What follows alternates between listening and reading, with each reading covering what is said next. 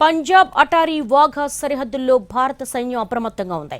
ఇప్పటికే పంజాబ్లోని పలు ప్రాంతాల్లో పాక్ డ్రోన్లు అటాక్ను విజయవంతంగా అడ్డుకుంది ఆర్మీ. ఎలాంటి దాడినైనా తిప్పికొట్టేందుకు రెడీగా ఉంది సైన్యం.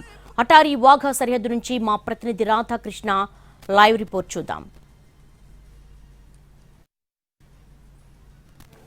దేవి, ప్రస్తుతం నేను అటారీ వాఘా సరిహద్దు దగ్గర ఉన్నాను. నిన్న రాత్రి ఇదే ప్రాంతం నుండి డ్రోన్లను ప్రయోగించింది పాకిస్తాన్ బలగాలు. వాటిని విజయవంతంగా తిప్పికొట్టారు. మనం ఉదయం కూడా చూసాము. ఇక్కడ నుండి ఒక డ్రోను పంజాబ్ రాష్ట్రంలోని కుంభా పోలీస్ స్టేషన్ పరిధిలోని ఒక గ్రామంలో ఉన్న ఇంట్లో పడిపోయిన సంఘటన కూడా చోటు చేసుకోవడం జరిగింది. రాత్రి ఒక్కసారిగా దాదాపు 3 రోజుల నుంచి ఇక్కడ ఎలాంటి పాకిస్తాన్ బలగాల మూవ్మెంట్ లేదు. కానీ నిన్న రాత్రి మాత్రం ఒక్కసారిగా సడన్ గా పంజాబ్ రాష్ట్రంలో ఉన్న సరిహద్దు జిల్లాలలో దాదాపు 5 జిల్లాలలో ఈ దాడులను వరుసగా ప్రారంభించడం జరిగింది. ఈ నేపథ్యంలోనే ప్రస్తుతం మనం చూస్తున్నాం అటారీ వాఘా వద్ద పూర్తిగా నిర్మానుష్యంగా మారిపోయింది. ఇక్కడికి ఇతరులు ఎవరిని కూడా ఇక్కడికి వరకు కూడా రానియట్లేదు. కానీ 2 రోజుల క్రితం వరకు మాత్రం ఎవరైనా వచ్చినా ఇక్కడ వరకు వచ్చి ఆ తర్వాత తిరిగి వెళ్లిపోయిన పర్యాటకులు ఉన్నారు. కానీ ఇప్పుడు మాత్రం అలాంటి సిచ్యువేషన్ లేదు.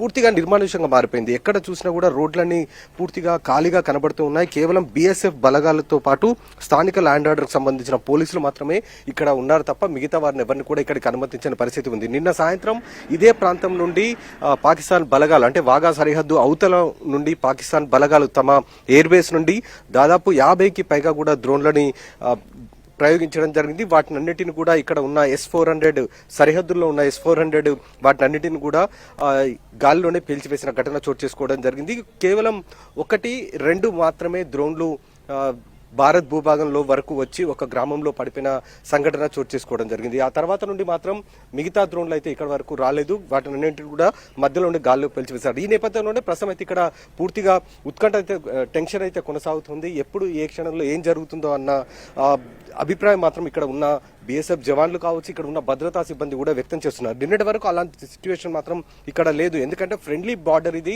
ఇటు రాకపోకలు ఎక్కువగా సాగుతూ ఉండేది. అలాంటి ఫ్రెండ్లీ బార్డర్ కాబట్టి అలా ఇబ్బందికర సమస్యలు ఉండవని అనుకున్నారు. కానీ నిన్న పాకిస్తాన్ బలగాలు ఎప్పుడైతే వాటిని డ్రోన్లను ప్రయోగించారో ఇదే ప్రాంతం వెంబడి ఇప్పుడు మనం చూస్తున్న ఈ ప్రాంతం నుంచే పైనుంచి ఆకాశంలో మీదుగా పంజాబ్ రాష్ట్రం వైపు వెళ్లడం జరిగింది. అక్కడ డ్రోన్లు కూల్చివేయడం కూడా జరిగింది. ఈ ఘటనలో ఎలాంటి ప్రాణహాని జరగలేదు, ఆస్తి నష్టం కూడా జరగలేదు. కానీ డ్రోన్లు మాత్రం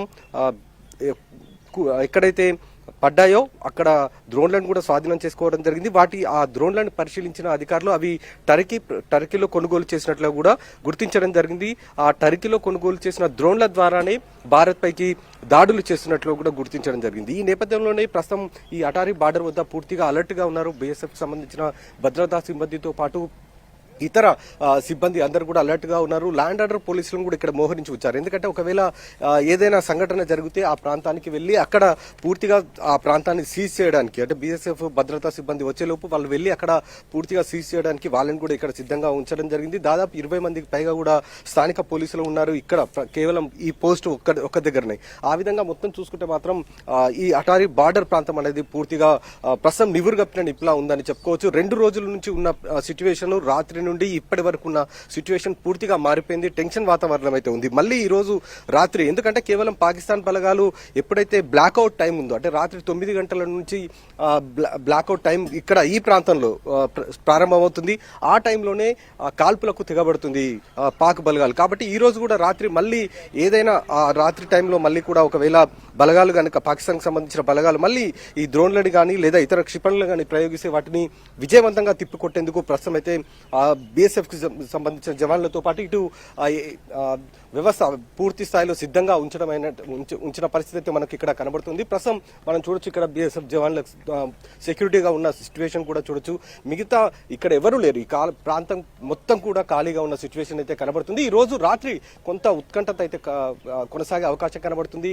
పాకిస్తాన్ బలగాలు మరోసారి కూడా డ్రోన్లను ప్రయోగిస్తారన్న ఉద్దేశంతో ఉన్నట్లు కూడా మనకు BSF జవాన్ల ద్వారా తెలుస్తుంది. కాబట్టి ప్రస్తుతం అయితే ఇక్కడ అలర్ట్ గా అయితే ఉన్నారు.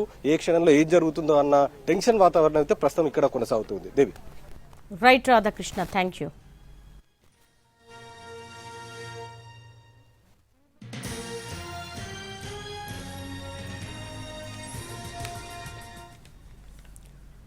జమ్మూ కాశ్మీర్లోని యూరీ సెక్టార్లో పాక్ విధ్వంసం సృష్టించింది. పాక్ షెల్స్ యూరీలోని ప్రజల ఇళ్లు, ఆస్తులను ధ్వంసం చేశాయి. అన్యాయంగా తమ ఆస్తులను నాశనం చేశాయని ప్రజలు వాపోతున్నారు.